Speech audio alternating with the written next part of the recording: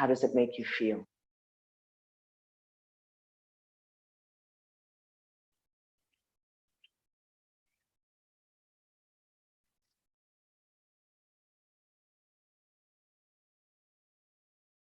Keep this image with you throughout the practice.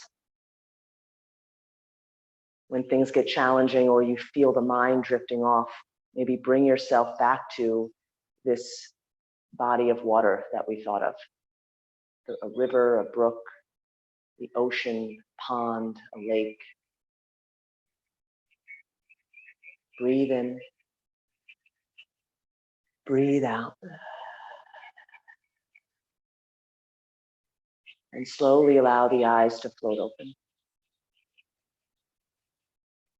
So first we'll come into toe squat for 2 minutes. So we've practiced this one before, but not as long.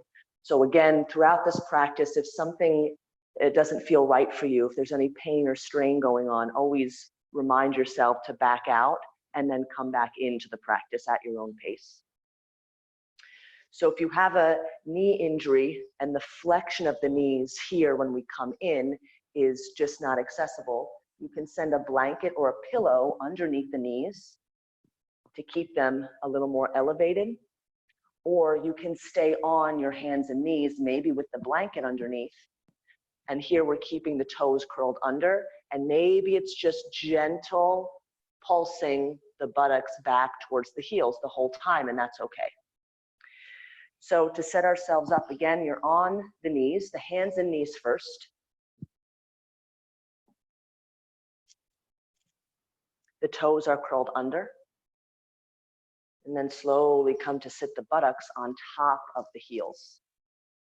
So again, if this gets edgy, edginess is what we're looking for. We're looking for this gentle pressure on the bones and joints, but nothing where it feels too extreme. So once you come in, sitting up tall,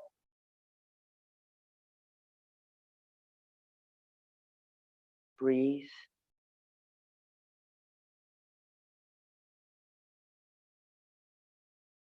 And think about what we're accessing here. So both the kidney and bladder meridians.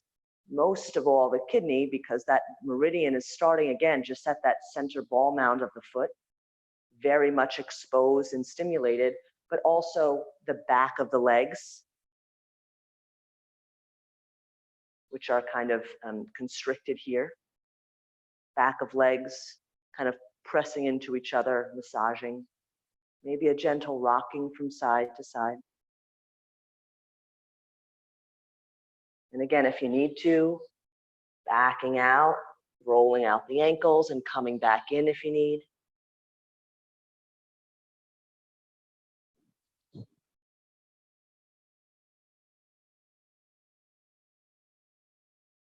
Close the eyes, breathe.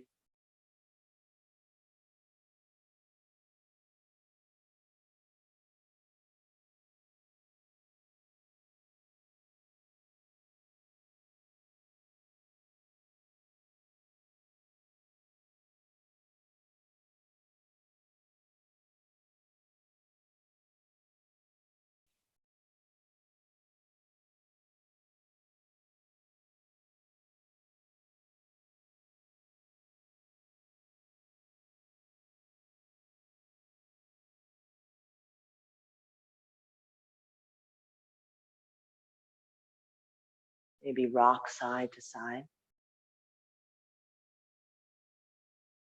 Make sure you're breathing. A few more seconds.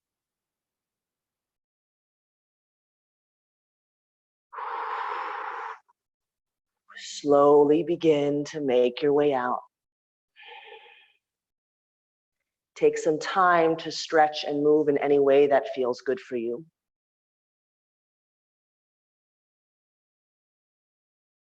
Again, we talked about this element being reflective and meditative.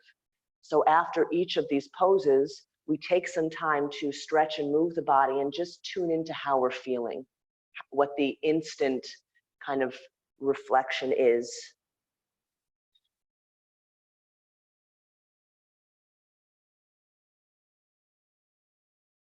where the body instantly goes to. And for many of us, you know, when we're in classes together, and eventually when we do come back to classes together, you kind of start to see around you, everybody kind of explores the same counter pose afterwards, which is interesting. You're letting your body do its thing. You're trusting yourself. There's no right or wrong to it, but everybody kind of has the same counter pose, which is really cool to see. So from here, which might feel really nice now on the tops of the feet and ankles, we'll come into a wide-legged child's pose. So again, if the knees are sensitive, you can come to send a blanket underneath the knees.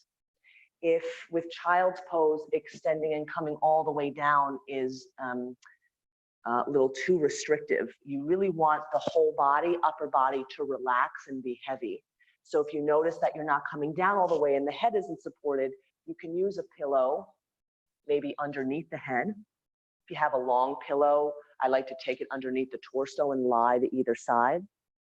But again, we're looking for this healthy pressure to be put on the quadriceps, the hips, and the lower back. Let the upper body do the work.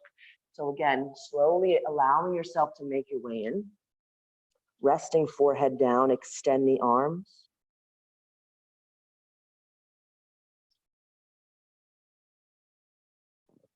Now, if the flexion of the knee is not accessible, take a rolled up blanket or towel, place it behind the knees. So when you come to sit the buttocks back, it's not too much of a flexion on the knee, and your buttocks can rest on the ankles rather than the back of the knee.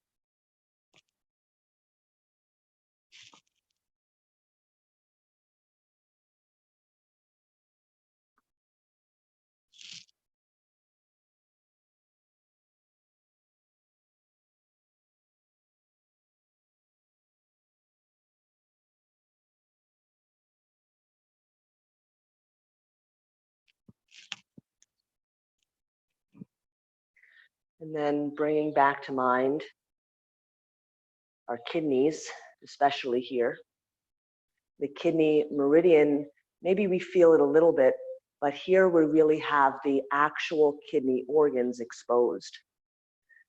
So breathing deep into the lower back, letting it expand on the inhales, and then contract and release on the exhales. Try to get the breath to slow down. Invite in stillness.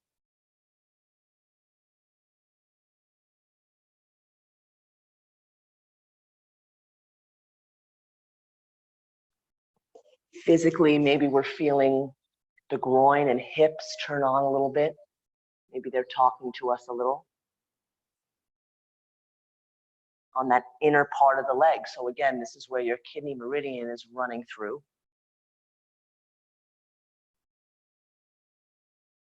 And then also, as we think of the bladder channel, that's the back, so the spine and behind the head and neck, very much exposed here as well.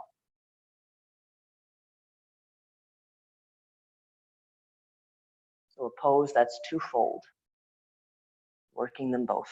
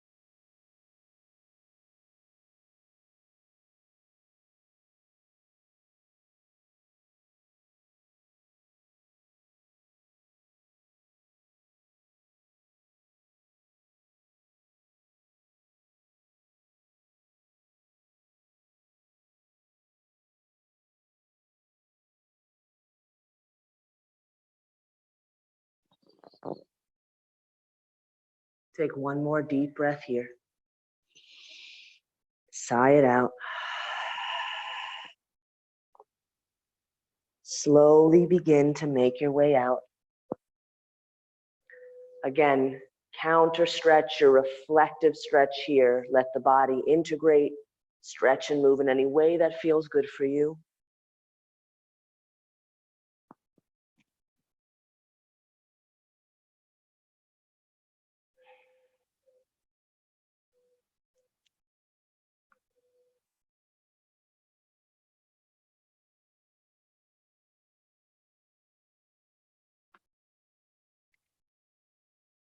Our next pose will be coming up to standing forward fold. So when you're ready, coming on to the feet, and just kind of standing up for a moment, maybe shaking out the legs a little bit. So with standing forward fold, we'll be taking the feet a little wider than hip distance apart.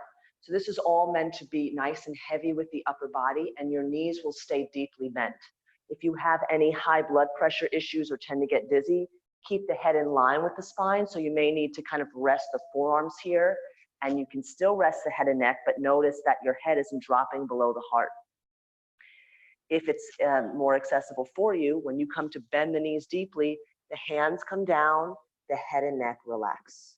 So when you're ready, slowly begin to access your gentle standing forward fold. Once you come in, head and neck relax as much as possible. Bend deeply at the knees so we focus more on the lower back rather than the hamstrings. But if it feels right for you, maybe you come to straighten the legs and then bend the knees if some movement is kind of called to you here in the pose. Slow, deep breaths. For some more traction through the upper back, you can take hold of the opposite elbows and rock gently side to side.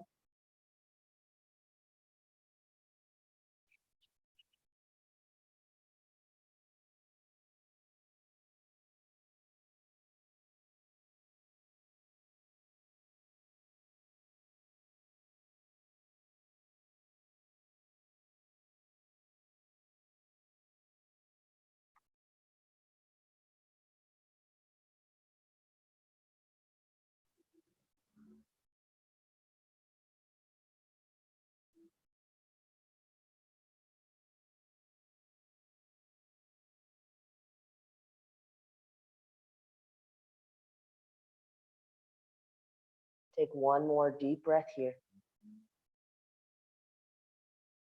Slowly begin to rise up one vertebrae at a time.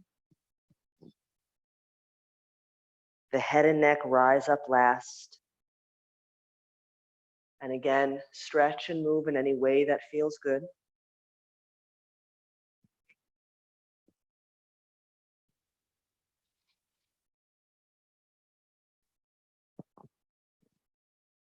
And when you're ready, begin to make your way down onto the floor.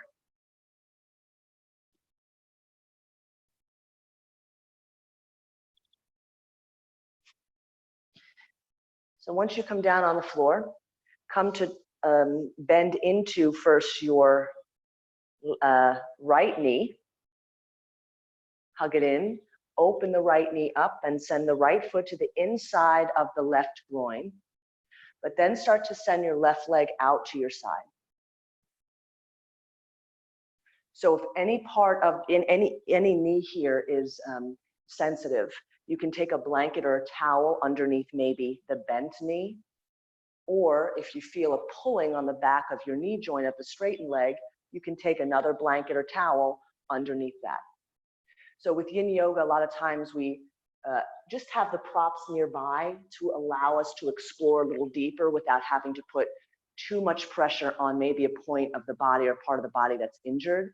But a lot of times we tend to kind of, because we're doing this at home, I'm trying to figure out different poses that you can do that you don't need to use blocks or a bolster. So again, a rolled up towel or blanket or a firm pillow. So from here, we'll be coming to fold forward slowly. Now again, yin yoga is about time and patience, meditation, being reflective in the pose. So we come in slowly so that within these next 3 minutes, you start to really see maybe your progression with the breath. Maybe the fingertips are staying here. I'll start the clock now. So again, maybe the fingertips are staying up here first. And then as you explore with the breath, you start to walk them a little more forward. Just taking your time, seeing where you feel an edge and breathe there. The edge may not last the whole time, so that's where if you feel, okay, I think my body and the breath are ready to go a little further, you take a big inhale. On the exhale, let yourself explore, but move with your breath, very important.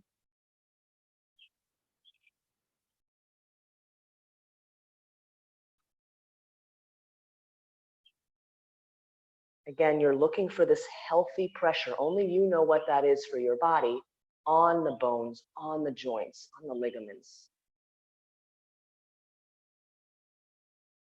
A lot of times we tend to think that when we're injured, we shouldn't do anything. And that's very contraindicated because you really want to keep your body moving. You want to stay in your routine, whatever you're doing, but maybe you have to modify. And this is where using some props around your home can let you access the pose for your own benefit.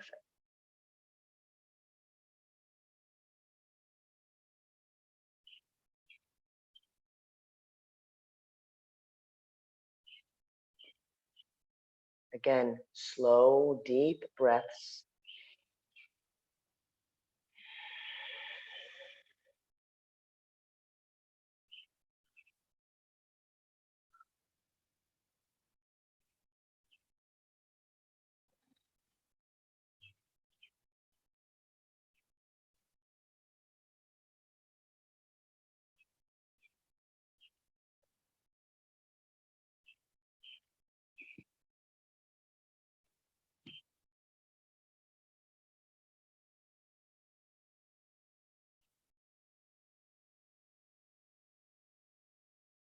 Let your upper body be nice and heavy.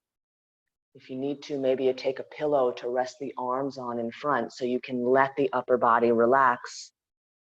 It helps to do the work for the legs and lower part of the body.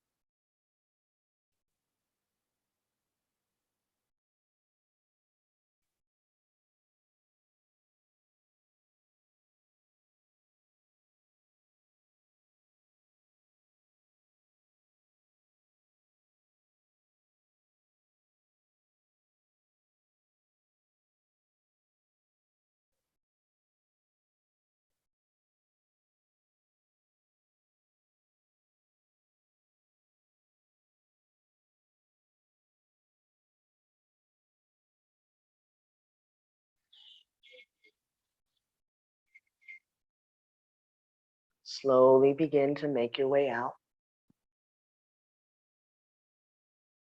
Again, stretch and move in any way that feels good for you. Let the body integrate. Shake out the legs a little bit.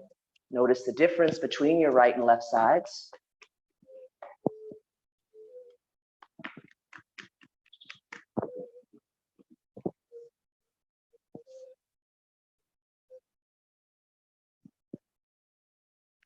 When you're ready, opposite side. Left knee bends in, opens up, and then your right leg goes out to right side. Supporting the knees or legs in any way that you may need for this side. Again, each side tells you a different story. So just being aware and trying to approach without judgment. Staying up on the fingertips, having a pillow nearby so that maybe when you come to fold, if the fingertips aren't, you're struggling to reach forward, it's nice to kind of have something in front so you can kind of let and explore and let your upper body do the work that it does. Begin the clock here.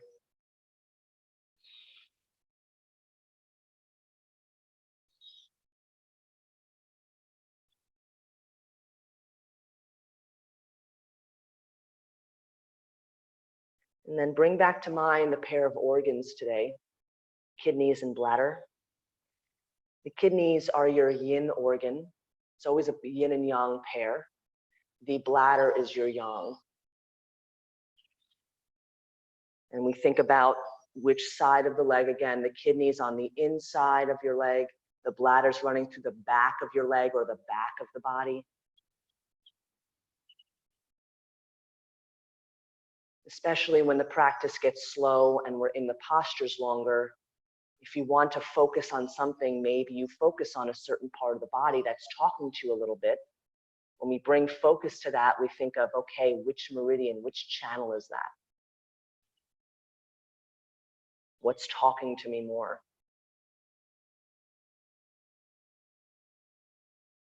Or maybe you're just enjoying sitting in stillness.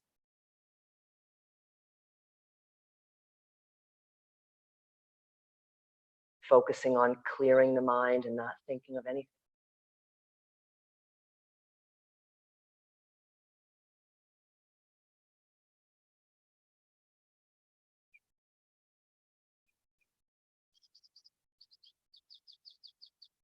Again, if you're called to some movement, explore it. There's no right or wrong. Try to stay in the shape. Maybe there's a gentle rocking side to side.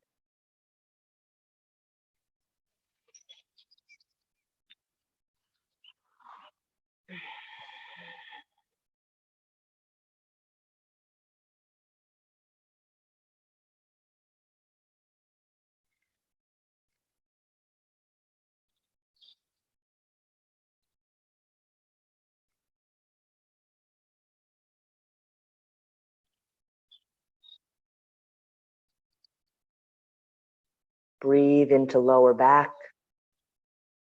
Breathe into the whole spine and upper back, the back of the neck.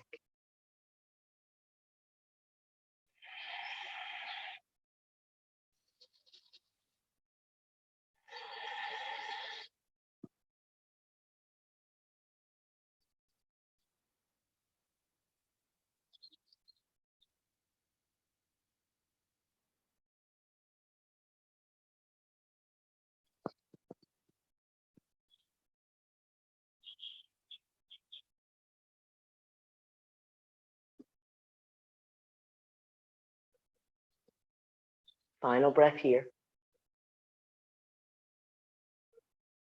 Gently begin to make your way out. Stretch and move in any way that feels good.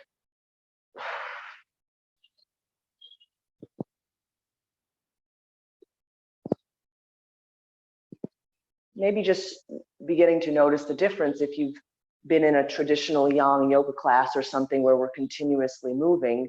These forward folds are something we access towards the end, but we only hold them for a few breaths. So it may not be something that when we first come into it, we're like, oh, well, I've done this before.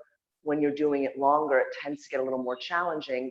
And that's where we really start to see the full benefit of what some of these yoga poses can do. It's not just stretching, it's you're really giving yourself some nice self acupressure these days, when if you've gone to an acupuncturist or you've explored holistic medicine, we can't go to these places at this moment. So taking this time to know that you're giving yourself some self-care and some self-love. And again, Dana will go deeper into that later on. So next we'll be coming into what's called half shoelace. So you'll be keeping one leg straight and the opposite knee bends. So we won't do it just yet. I'll just kind of show you the shape. Then you'll be crossing over. So this is nice to do the half part of it, because for those of us that maybe have a knee injury, you can keep the opposite leg straight while maybe, again, sending a blanket underneath that straightened leg. And maybe you have to hold up this top knee, and that's okay. If you'd like to explore the full shoelace, this is where it gets a little edgy. You'd start to bend into that bottom leg, and the knees cross over each other. And your ankles are in alignment, or they can come a little further back. It really depends on your practice and your knee flexion. So if it's accessible, you can bend into both knees, or you can straighten out one leg. I like to work the one leg variation because it lets me focus deeper on the top knee or top leg part. So we'll start with the right knee hugging in. So you'll keep your left leg straight. Same way to come in before, you'll hug the right knee in, and then you'll cross your right foot over to your left side. So if it's just staying flat, you can work here the whole time, that's okay. You try to explore sending it out to the side a little further, so maybe you come to the outside of the right foot. Eventually, the knees kind of stack on top of one another, But for many of us, this may not be accessible. So just kind of crossing over, holding the knee here, or if this is as far as you're going, hold on to the ankle. Take your right hand and maybe start to gently open up with the thigh. If it's accessible, bend into left knee.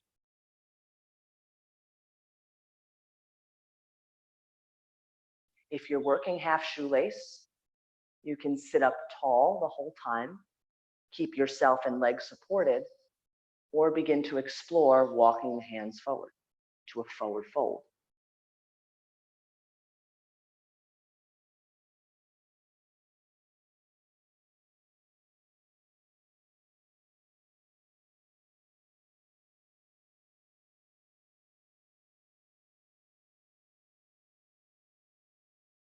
Tuning into where the body's talking to you the most. If you're working on the forward fold, the kidneys are exposed, so we're sending some fresh energy there. If you're working with half shoelace, with that leg that's flat on the floor, that leg extended, you're gently massaging the bladder meridian, the back of the leg. There's no right or wrong place to feel it. Make sure you're breathing, especially with a pose like this that for some of us can get a little edgy. When we notice the breath is stuck, it means we're working too hard. Again, you want to find your kind of happy medium, but that healthy pressure to put on the bones and muscles.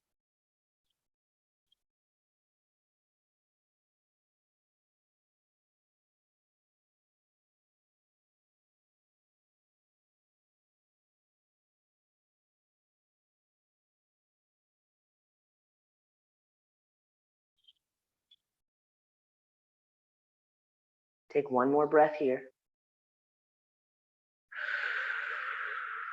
Gently begin to make your way out.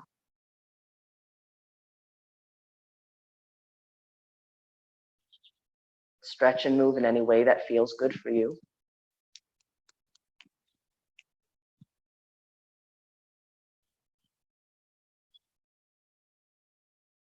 Then we'll come into the opposite side. Right leg stays straight. Left knee bends. And left foot crosses over right leg. Now again, half shoelace or both bent knees. Full shoelace. Wherever you're working, sitting up tall. If it's accessible, you slowly begin to explore folding a little more forward.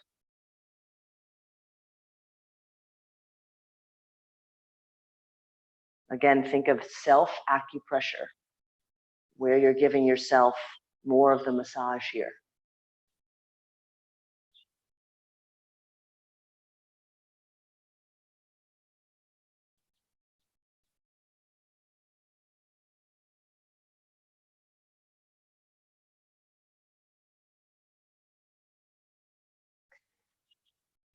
Now there's also a self-acupressure point here if you'd like to explore with that left foot that's bent and over to your right side, it's a little more accessible.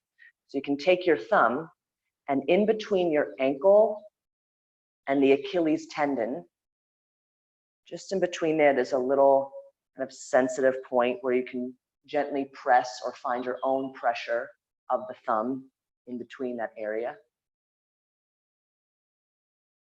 So again, kind of halfway in between the ankle and the Achilles tendon on just the inner part.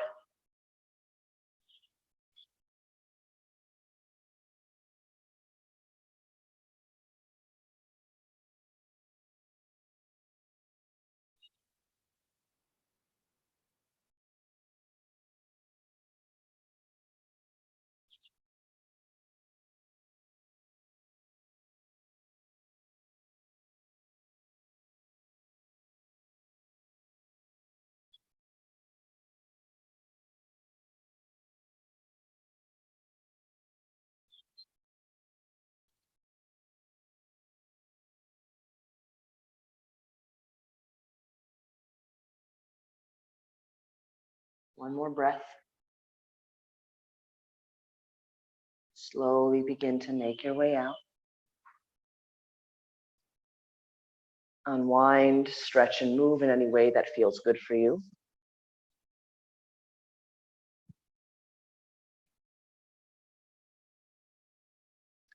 Setting up for another forward fold, full butterfly pose here. So the other ones we were doing with the leg out to the side was a half butterfly, and now we're coming to the full pose. Soles of feet touch, and you hug the heels in as close as they feel comfortable for you. Again, if the knees are struggling to come down, send some kind of blanket or towel or pillow underneath each knee, or just one if it's just one of them that's bothering you. And then from here with yin yoga, we're focusing on, like we were talking about, the heaviness of different parts of the body to allow you to sink deeper. So this is where you don't have to focus on keeping the spine long like we do in yin yoga and in yang yoga. Here it's more about, if you have to, you round the upper back, let the head and neck be nice and heavy, and explore your own pace of slowly coming in. So again, you're working on a forward fold here. Head and neck get heavy. You can absolutely maybe walk the hands a little further out to explore a different sensation of the posture. Same thing here. Now you can access both of the kidney acupressure points. Again, that space in between the ankle and the Achilles tendon on the inside of the leg, the foot.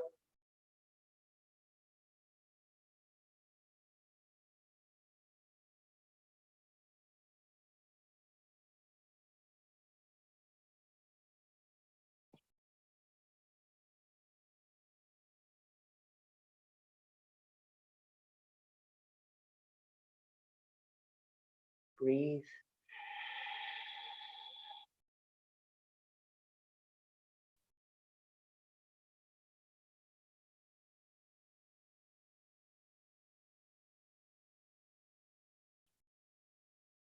If you notice the mind wandering, bring it back to your breath, or back to that vision of the body of water that brought us some peace.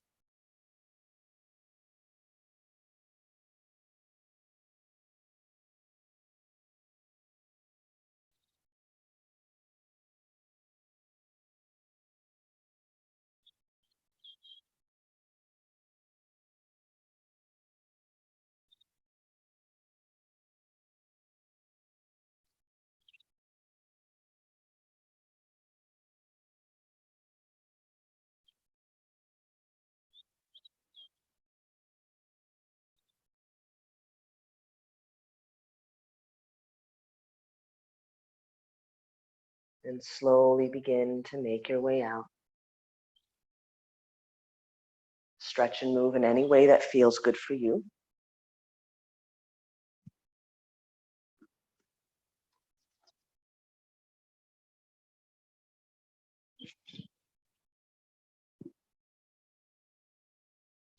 We'll be coming on to the back for the remainder of the practice. First, we'll be coming into a pose on the back, which is similar to that of pigeon pose, but we're doing it lying down. So just to demonstrate before you do come down, when you come down, both knees bend, one leg opens up. So it's this kind of triangle shape that you see, and you're hugging in the opposite leg or keeping the foot down. So it's a little more accessible, especially if you have any kind of knee injuries, to not bend the knee too deep. You can do this on your back. Again, if you'd like, you can have a pillow underneath the head or lie flat down on the back, but have your blanket or pillow nearby and accessible for the rest of the practice. So when you're ready, making your way down onto the back. And maybe hugging the knees in for a moment.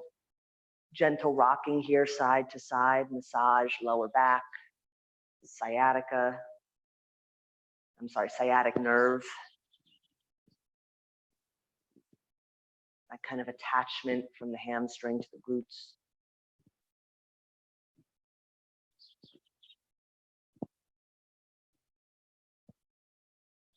And then planting both feet on the floor. And you'll come to hug right knee in towards the chest. Open up the right leg, so your right ankle is just above your left knee when it's placed there. Your right toes flex back towards the knee. Now you can stay here the whole time with a gentle massage of the inner part of the right leg with your right thumb. So you're kind of rolling the flesh out and away from your right leg. If you'd like to go further, then you start to hug your left knee in towards the chest. If you find that that's straining, keep the left foot down. Head, neck, and shoulders stay as relaxed as possible. Slow, deep breaths.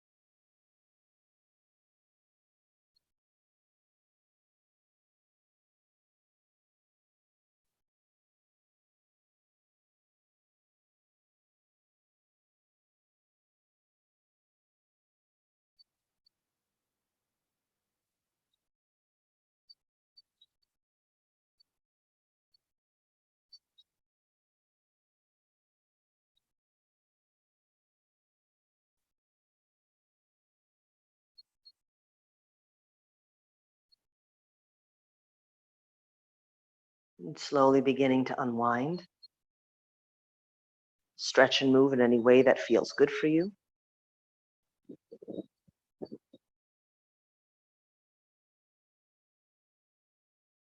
So especially since we're all lying down on the floor right now, and this is more of a reflective part of the practice, listen to the sound of my voice as I give you clear cues. Try not to strain the neck to look up at the screen. Try to really just enjoy the practice here as we're coming to kind of slow down, calm down. We're on the back. So again, both knees are bent, feet flat on the floor. Begin to hug your left knee in towards the chest.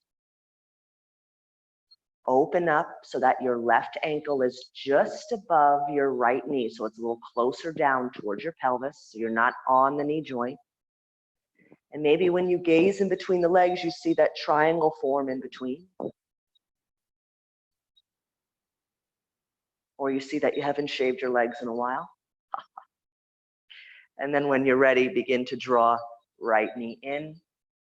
Now again, if drawing the right knee in is forcing you to come up with the head and neck, release the right foot down and work with just the shape of the triangle.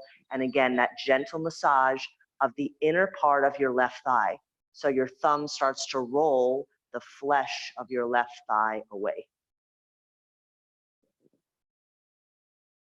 So here you're directly massaging your kidney meridian.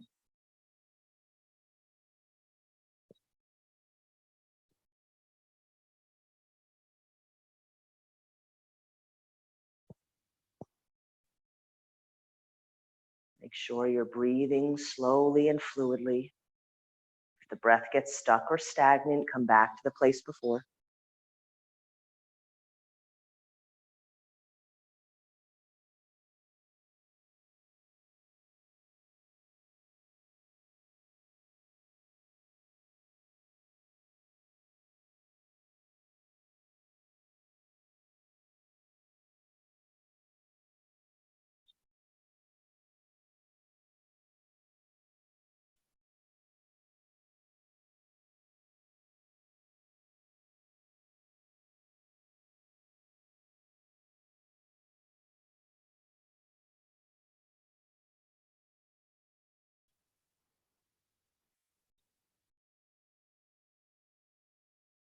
Slowly begin to make your way out.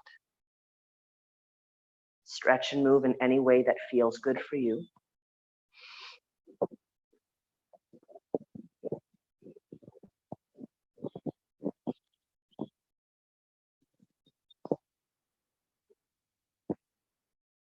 From here, coming into our supine reclining twist. Keep your left leg straight and begin to hug your right knee in towards the chest. Begin to send your right knee over to your left side. Make sure it rests down so you're not struggling to keep it up. This is where you can use a folded up blanket or a firm pillow to let the leg rest and relax there.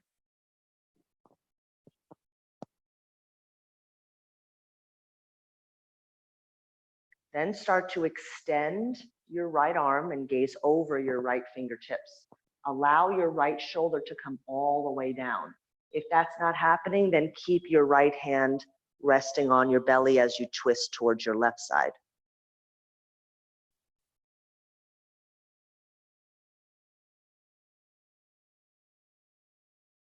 If you'd like to explore a deeper practice, this is called cat pulling its tail. Again, make sure you're not straining the neck to look up, just try to listen to my voice. Start to bend into your left knee, that bottom leg. Your right hand takes hold of the top of your left foot. So both knees are bent. Your right hand is holding on to either your pant leg of the left leg or your left top of the foot. If this becomes difficult or it's challenging or you're starting to get a Charlie horse, keep the left leg straight. Just a few different variations that you can explore.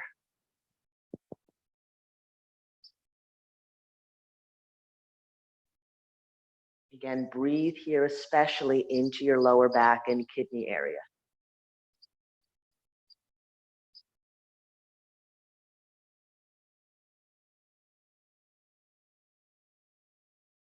Kidneys, again, are our vital life force. They're associated with birth.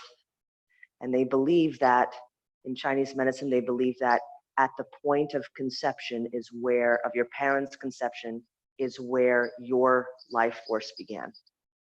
And again, that's all in the kidneys. Or kidney if you have just one.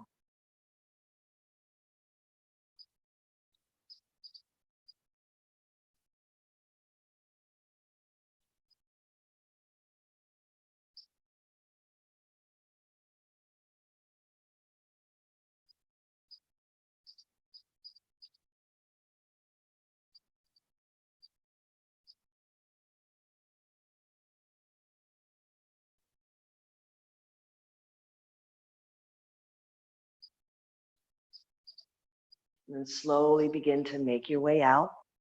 Come on to the back, hug the right knee in again.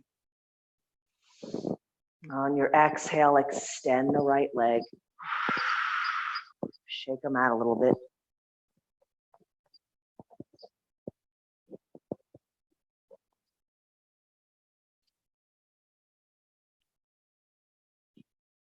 If you're using a pillow or blanket, take that to your right side now. Begin to hug left knee in. And then gently send left leg over to your right side. Extending left arm and gazing over left fingertips. If the shoulder isn't coming down comfortably, you can rest the left hand on your belly and twist all the way to your right side. If you'd like to explore deeper, cat pulling its tail, bend right knee, take hold of top of right foot or pant leg with your left hand.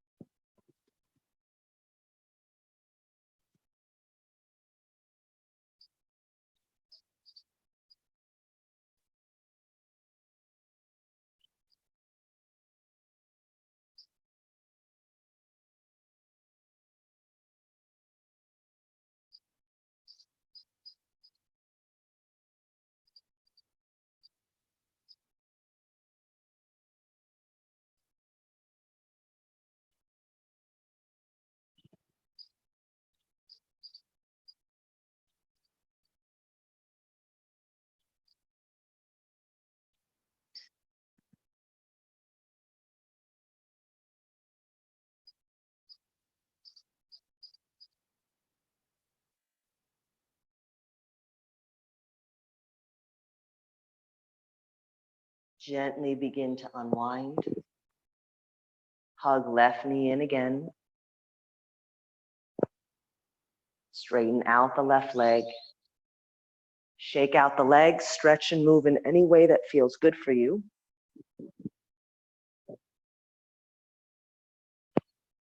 When you're ready, coming into your Shavasana, final resting pose.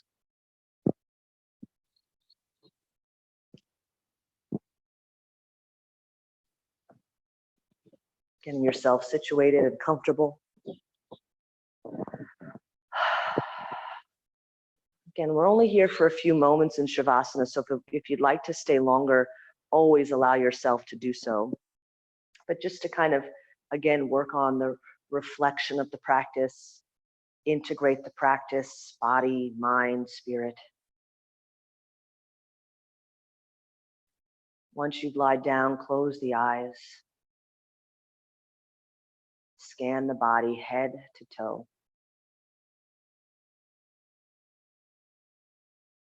When we think about head to toe, we think about that bladder meridian that's starting at the corner of your eye, the inner corner, running the back of the head, the spine, and all the way down to your fourth toe.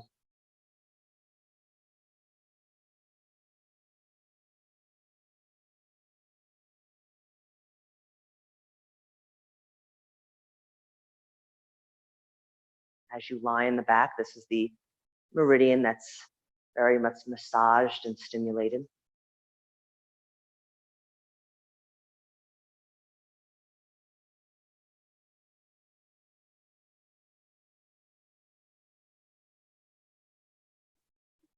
And then reflecting on how it feels to slow down a little bit in your yoga practice.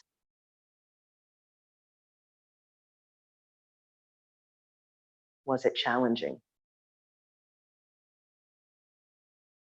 Did it come fairly easy? Did we approach some obstacles physically and mentally and emotionally?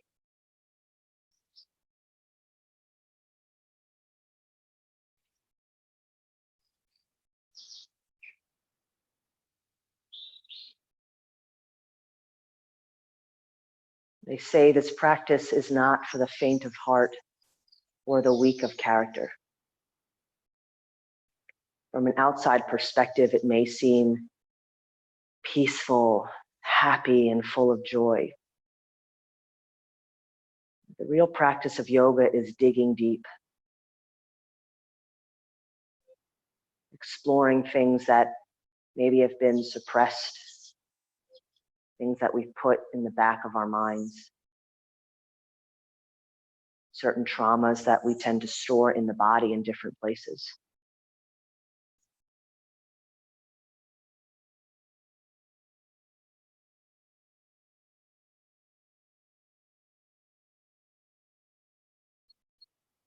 Especially with this slower practice and the energy that we stimulate in a slower way, we invite those harder things to come up so that we can slowly let them go.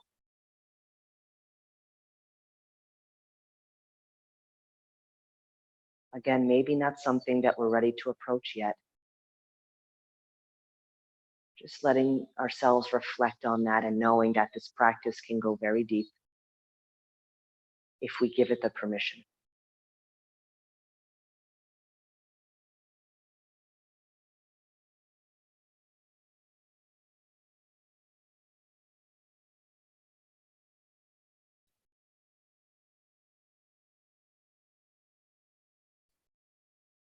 Breathe in, sigh it out. Begin to stretch and move in any way that feels good for you.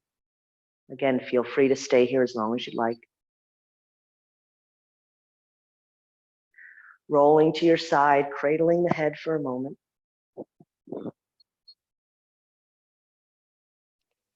Thank yourselves for coming to practice. Thank the body for everything it did. It was perfect. It's exactly where you need to be.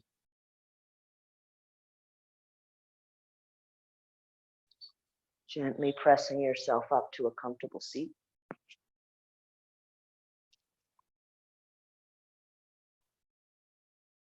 Closing the eyes again.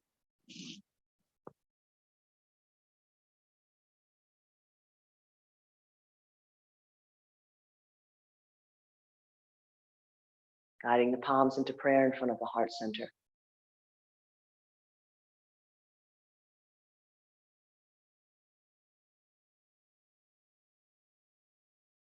May you take your yoga off the mat and into your world today, whatever that means for you.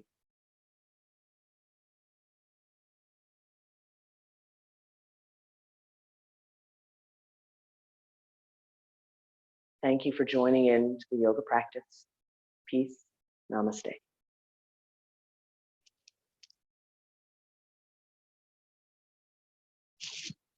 Thank you all. Get yourselves comfortable as we tune into what Dana has to say about the water element, different ways we can help support that during this time.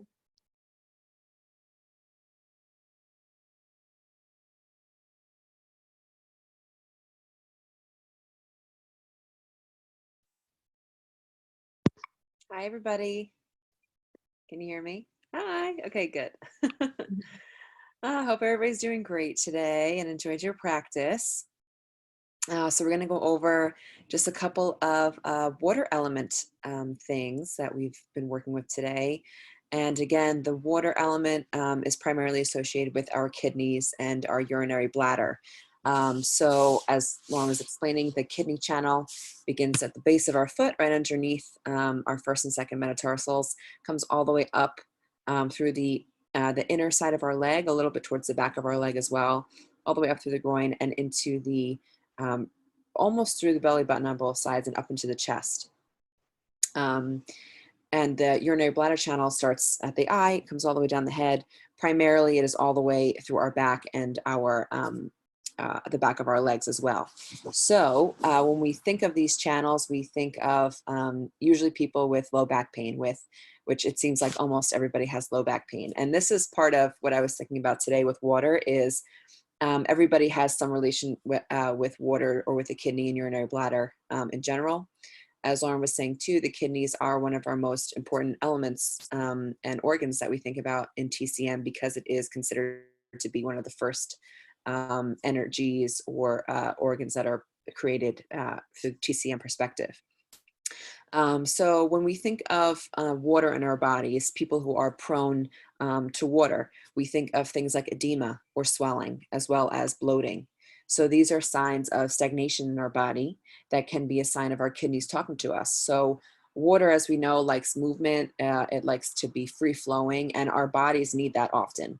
And when it doesn't get that movement or that freedom of flow, it will tell us. So the first easiest thing I think about is a long airplane ride when we can't get moving and we're kind of staying in one place for a while. And some of us tend to be stressed there as well. Right afterwards, we can get swelling in our feet, our ankles, swelling kind of anywhere, and we'll get dehydrated. And this is just the signs of our body just telling us, you know, our water element or our kidney telling us, okay, we need some movement now, we need some water now. Internally, the kidneys move things downward in our body because they are the rooting organ. So when we think of rooting in TCM, we think of the kidney. They're the most important TCM again because they allow us to pull oxygen into our bodies. They allow us to absorb our nutrients well. Can't say enough about the importance of the kidney. So some characteristics. The black is our color for kidney foods. Also in the face, you may see some purplish or darkish kind of facial things. Mostly these people are people with darkness under the eyes or purpleness under there. Dark foods and purple foods tonify or nourish our water element.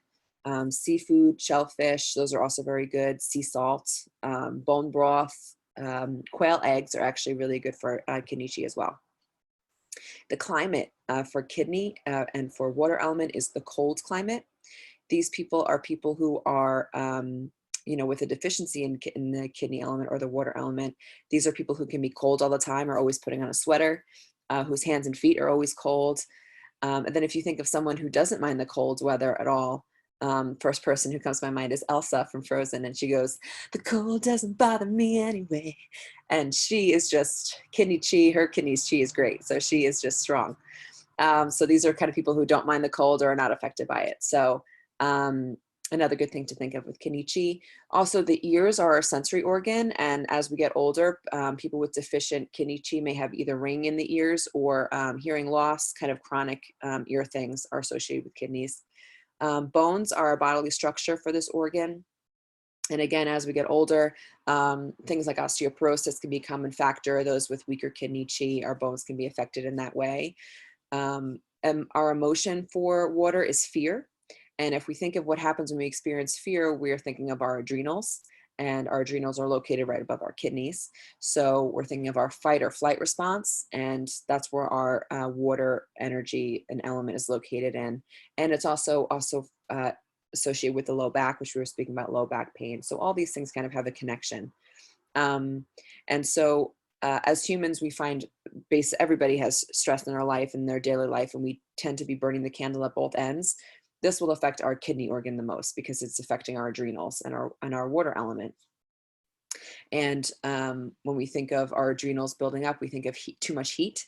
And too much heat, obviously, in the most simplistic way, will dry up our water, will dry up and affect our body in different ways. The sound for the water element is groaning, or people who have kind of a huskiness to their voice. You can also think of people who have some low back pain and are kind of like groaning as they move or as they walk. Doesn't always have to be out of pain, but that's the kind of sound that you're kind of listening for. Or people who kind of acknowledge you with, like, instead of a yes or a no, they'll kind of be like, like they'll kind of just have sounds to kind of acknowledge with that emotion. Salty is the taste or the craving for water element. I know some of us have salty food cravings, as opposed to, like, people say, do you want chocolate or do you want potato chips? And these people are potato chip people. So that's kind of our body's telling us we need some salt, we need some water, we need that kidney element moving. So those are kind of all the things that we have here today for water. Again, it is one of our biggest elements. We're thinking of movement, we're thinking of flow, we're thinking of anything that moves. Stagnation is all a big part of our water element, and our winter months, which have just gone by. And hopefully you all enjoyed today's practice, and I'm curious to see if anybody's, oh, I do have one more thing actually, for the kidneys. Some things we work on, a ways to support our kidney energy is we stomp our feet. And you could do that for about 5 minutes a day. It's not like a big heavy stomping, but slowly and with flat feet. This stimulates our kidney energy because it gets to the root of kidney 1, as we call it, right at the base of our foot. And it just brings us to a really grounding state. For those of us who can get outside or get outside with bare feet, that's also a really great way to stimulate your kidney chi, walking in sand, beach, a garden with dirt, those things to just keep your kidney flow moving. So today, if you'd like to enjoy some time to just sit on your own and just move and stomp, for lack of a better word, stomp your feet, but you're not like pounding them, but you're stimulating the bottom of your feet slowly, again, for about 5 minutes a day. Yeah. So if any of you have any questions or any reflection on your yoga practice, please let me know. And some other acupuncture points, pressure points we were talking about a little bit is at the base of your foot. With the ears, with kidneys, just rubbing the ears is going to be really effective. The ear is a whole little microcosm we can just treat the whole body with the ear, but kidneys are here mostly. And so just rubbing them, a little bit of movement, getting all around. I love this. I think there are people who, when you do massage, some people get to your ears, and I love that. I'm like, oh, please massage my ears. Some people don't always love that when other people do it, but if you get to your own ears, super effective for kidneys as well. So that's what I've got for you today. So I hope you can utilize those things, and let me know if you have any questions.